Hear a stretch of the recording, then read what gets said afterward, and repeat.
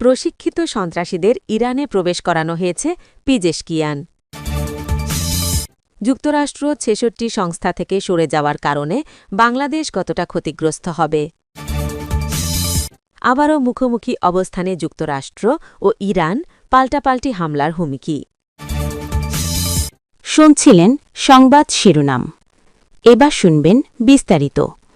নিয়মিত বিশ্বের সকল আপডেট সংবাদ সবার আগে পেতে চ্যানেলটি সাবস্ক্রাইব করে সাথেই থাকুন।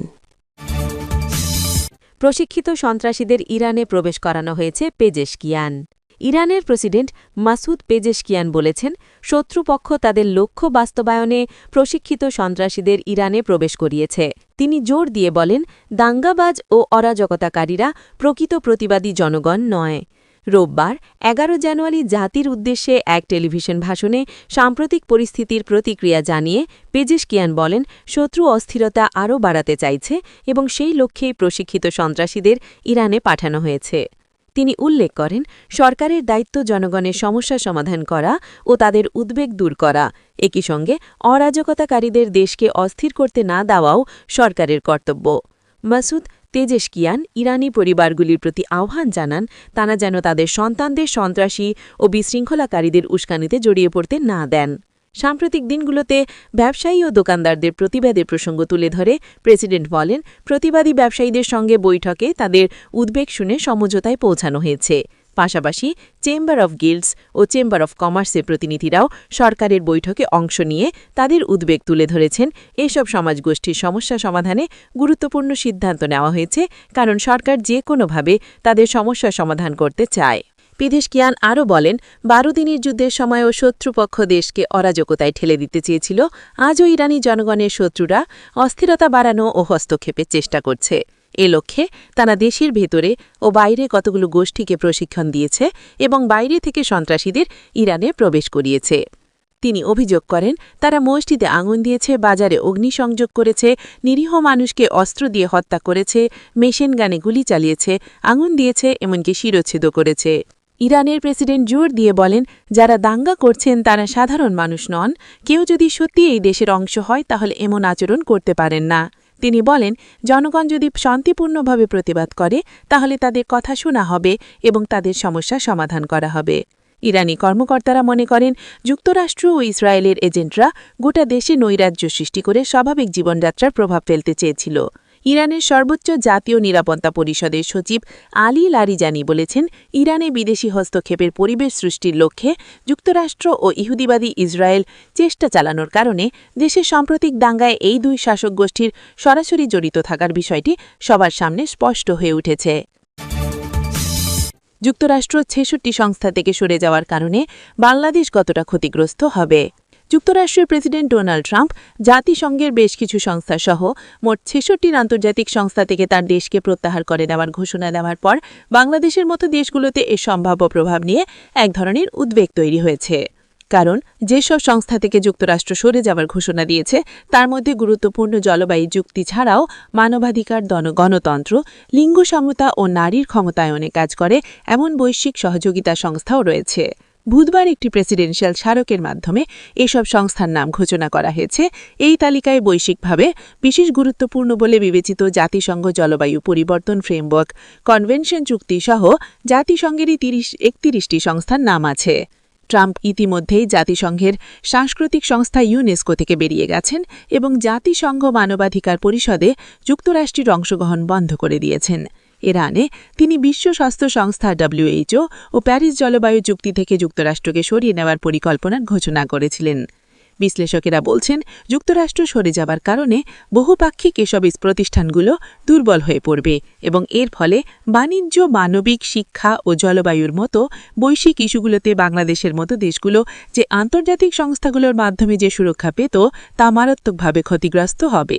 পাশাপাশি যুক্তরাষ্ট্র সরে যাবার কারণে অন্য ধনী ও প্রভাবশালী দেশগুলো এই ধরনের বহুপাক্ষিক সংস্থাগুলোতে অর্থ বন্ধ বা কমিয়ে দিতে পারে বলে আশঙ্কা তৈরি হয়েছে।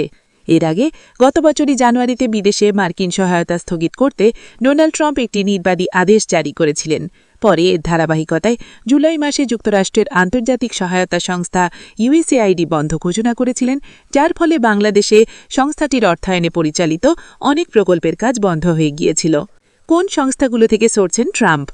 ডোনাল্ড ট্রাম্পের ঘোষণা অনুযায়ী জাতিসংঘ জলবায়ু পরিবর্তন ফ্রেমওয়ার্ক চুক্তি সহ যুক্তরাষ্ট্র ইন্টারগভর্নমেন্টাল প্যানেল অন ক্লাইমেট চেঞ্জ বা আইপিসিসি থেকেও সরে যাচ্ছে। এটি বিশ্বের জলবায়ু সায়েন্স বিষয়ে অন্যতম প্রধান কর্তৃপক্ষ, যারা বৈশ্বিক তাপমাত্রা বৃদ্ধির বৈজ্ঞানিক তথ্য নিয়ে সবচেয়ে নির্ভরযোগ্য প্রতিবেদনগুলো সংকলন করে। এখন আইপিসিসি থেকে যুক্তরাষ্ট্র সরে গেলে যুক্তরাষ্ট্রের জলবায়ু বিজ্ঞানীরা এতে জড়িত থাকবেন কিনা তা নিয়ে সংশয় তৈরি হয়েছে। এর বাইরেও যে জাতিসংঘের ৩১টি সংস্থা থেকে যুক্তরাষ্ট্র সরে যাচ্ছে তার মধ্যে আছে intergovernmental law commission, international trade centre, peace building commission, জাতিসংঘ জনসংখ্যা তহবিল, জাতিসংঘ গণতন্ত্র তহবিল ও জাতিসংঘ ইউনিভার্সিটির মতো প্রতিষ্ঠান। জাতিসংঘের বাইরে যে ৩৫টি আন্তর্জাতিক সংস্থা থেকে যুক্তরাষ্ট্র সরে যাচ্ছে তার মধ্যে আছে 24/7 carbon free energy compact, commission for environmental cooperation, global counter terrorism forum, international energy forum এবং আন্তর্জাতিক সৌর জোটের মতো সংস্থা। বাংলাদেশে কতটা প্রভাব পড়বে? ডোনাল্ড ট্রাম্পের একটি নির্বাহী আদেশের কারণে ২০২৫-এর জানুয়ারিতে ইউএসএর কার্যক্রম বন্ধ হয়ে যায়। বাংলাদেশে যুক্তরাষ্ট্রের সহায়তার উল্লেখযোগ্য অংশ আসত এই ইউএসএর মাধ্যমে। যুক্তরাষ্ট্র সরকারের বৈদেশিক সহায়তা সংক্রান্ত ওয়েবসাইটের তথ্য বলছে ২০১৮ থেকে বাংলাদেশকে প্রতি বছর দেওয়া সহায়তার পরিমাণ ৫০০ মিলিয়ন বা $৫০ কোটি কাছাকাছি। এর আগের বছরগুলোতে ২৫০ থেকে ৩০০ মিলিয়ন ডলারের মার্কিন সহায়তা পেয়েছে বাংলাদেশ। ওই টাকা বেশ কিছু জায়গায় ব্যবহৃত হয়েছিল, যার মধ্যে ছিল খাদ্য নিরাপত্তা ও কৃষি, শিক্ষা, স্বাস্থ্যক্ষেত্র, গণতন্ত্র ও শাসন ব্যবস্থা, পরিবেশ ও জ্বালানি ও মানবিক সহায়তা সহ অন্যান্য বিভিন্ন খাতে নিয়ে এই অর্থ ব্যয় হয়। এখন রোহিঙ্গাদের জন্য বরাদ্দ থাকলেও বাকি সব ক্ষেত্রেই যুক্তরাষ্ট্রের অর্থায়ন বন্ধ হওয়ায় অনেক প্রতিষ্ঠানের কার্যক্রম বাংলাদেশে বন্ধই হয়ে গিয়েছে। এখন নতুন করে যে ৬৬ সংস্থা থেকে যুক্তরাষ্ট্র সরে যাচ্ছে তাতে বাংলাদেশের জলবায়ু পরিবর্তনজনিত সংকট মোকাবিলায় নেওয়া নানা কার্যক্রম ব্যাহত হবে বলে আশঙ্কা করা হচ্ছে। জাহাঙ্গীরনগর বিশ্ববিদ্যালয়ের আন্তর্জাতিক সম্পর্কের অধ্যাপক শাহাবে আনাম খান বলছেন, বহুপাক্ষিক এসব সংস্থা থেকে যুক্তরাষ্ট্রের মতো দেশ সরে দাঁড়ালে প্রতিষ্ঠানগুলো মারাত্মকভাবে দুর্বল হবে, কারণ যুক্তরাষ্ট্রই এসব সংস্থার প্রধান অর্থায়নকারী দেশ। তিনি বলেন, বাংলাদেশের ওপর এর বড় রকমের আঘাত আসবে। বাংলাদেশ যদি উল্লেখযোগ্য পরিমাণ সহায়তা গ্রহণকারী দেশ নয়, কিন্তু বাণিজ্য ও মানবিক ইস্যুতে আন্তর্জাতিক আইনে অনেক কিছুতে সুরক্ষা পায় বাংলাদেশ এইসব সংস্থাগুলোর কারণে। এখন আন্তর্জাতিক আইন ও আন্তর্জাতিক প্রতিষ্ঠানগুলো দুর্বল হলে এক ধরনের বিশৃঙ্খলা বা নৈরাজ্য তৈরি হতে পারে। অনেকে মনে করেন আন্তর্জাতিক প্রতিষ্ঠানগুলো দুর্বল হলে আবারও বিশ্বে বিভিন্ন ব্লক বা অ্যালায়েন্স পলিটিক্স সামনে আসবে, যাতে করে অপেক্ষাকৃত দুর্বল রাষ্ট্রগুলোর জন্য সমস্যার বিষয় হয়ে দাঁড়াতে পারে। তাছাড়া বিশ্ব খাদ্য কর্মসূচি ও বিশ্ব স্বাস্থ্য সংস্থার মতো প্রতিষ্ঠানগুলো সামগ্রিক খাদ্য ও স্বাস্থ্যক্ষেত্রে বৈশ্বিক যে সুরক্ষা দিয়ে আসছিল সেটি দ্বিপাক্ষিকভাবে সমাধান অনেকটাই অসম্ভব বলে মনে করা হয়। আবার ফান্ড ফর ক্লাইমেট চেঞ্জ বা জলবায়ু বিষয়ক অন্য সংস্থাগুলোর কারণে বাংলাদেশের জলবায়ু কেন্দ্রিক সীমান্ত ও নৈতিক অবস্থান বিশ্বের কাছে তুলে ধরা যাচ্ছিল। এখন এই সংস্থাগুলো দুর্বল হলে তাতে বাংলাদেশের এই কার্যক্রম ক্ষতিগ্রস্ত হওয়ার আশঙ্কা তৈরি হবে। শাহাবে আনাম খান বলছেন, বাংলাদেশ করোনার সময় ভ্যাকসিন পেয়েছিল বৈশ্বিক ব্যবস্থাপনাতেই। এসব ফোরামগুলো সেই কারণেই গুরুত্বপূর্ণ। এগুলো থেকে সরে যাওয়া যুক্তরাষ্ট্রের জন্য হয়তো অনুকূল সিদ্ধান্ত, কিন্তু যে কাঠামোতে আন্তর্জাতিক সম্পর্ক জোরদার হয় তাতে ঝুঁকি তৈরি হলো। বিশ্বব্যাংকের পূর্ব অর্থনীতিবিদ জাহিদ হোসেন বলছেন, আমেরিকার সরে দাঁড়ানোর প্রতীকী মূল্যই অনেক, কারণ আমেরিকা সরে দাঁড়ালে অন্য ধনী দেশগুলো এইসব কর্মসূচি থেকে সরে দাঁড়ানোর অজুহাত পেতে পারে। তিনি বলেন, আন্তর্জাতিক উন্নয়ন, অর্থায়ন ও কারিগরি সহায়তায় বিভিন্ন উদ্যোগে যুক্তরাষ্ট্রের উপস্থিতি অনেক দিক থেকেই গুরুত্বপূর্ণ। যুক্তরাষ্ট্র উন্নত দেশের নেতৃত্বস্থানীয় দেশ হিসাবে দারিদ্র্য, বৈষম্য, জলবায়ু পরিবর্তন সহ গ্লোবাল ইস্যু বা গ্লোবাল পাবলিক গুডসের ক্ষেত্রে অর্থায়নে এগিয়ে আসবে, এটাই সবাই আশা করে। আবার ফান্ড ফর ক্লাইমেট চেঞ্জ বা জলবায়ু বিষয়ক অন্য সংস্থাগুলোর কারণে বাংলাদেশের জলবায়ু কেন্দ্রিক সীমান্ত ও নৈতিক অবস্থান বিশ্বের কাছে তুলে ধরা যাচ্ছিল। এখন এই সংস্থাগুলো দুর্বল হলে তাতে বাংলাদেশের এই কার্যক্রম ক্ষতিগ্রস্ত হওয়ার আশঙ্কা তৈরি হবে। আবারও মুখোমুখি অবস্থানে যুক্তরাষ্ট্র ইরান, পাল্টাপাল্টি হামলার হুমকি। ইরানের প্রাণপ্রকট ইরানের প্রেসিডেন্ট দাঙ্গা ঘিরে ইরানের সরকারের সাথে আবারও মুখোমুখি অবস্থানে চলে গেছে যুক্তরাষ্ট্র। বিক্ষোভ দমনে ইরানে সহিংস পদ্ধতি ব্যবহার করলে সামরিক হামলার মাধ্যমে সেটির জবাব দেওয়া হবে বলে একাধিকবার হুঁশিয়ার দিয়েছেন মার্কিন প্রেসিডেন্ট ট্রাম্প। এরই মধ্যে হংস অর্থ শকাদ্বীপ বিক্ষোভকারী নিহত হয়েছেন, গ্রেফতার করা হয়েছে 2500-রও বেশি মানুষকে। এমন পরিস্থিতিতে ইরানে যুক্তরাজ্য মার্কিন হস্তক্ষেপের সম্ভাবনা নিয়ে আলোচনা করেছে যুক্তরাষ্ট্র ও ইসরায়েল। গত শনিবার ইসরায়েলি প্রধানমন্ত্রী বেঞ্জামিন নেতানিয়াহু ও মার্কিন পররাষ্ট্রমন্ত্রী মার্কো রুবিওর মধ্যে ফোনে এই বিষয়টি নিয়ে কথা হয়েছে বলে এক খবরে জানিয়েছে বার্তা সংস্থা রয়টার্স। ইরানে যুক্তরাষ্ট্রের কোনো সম্ভাব্য হস্তক্ষেপের বিষয়ে ইসরায়েল সর্বোচ্চ সতর্ক অবস্থানে রয়েছে বলেও রয়টার্সের খবরে উল্লেখ করা হয়েছে।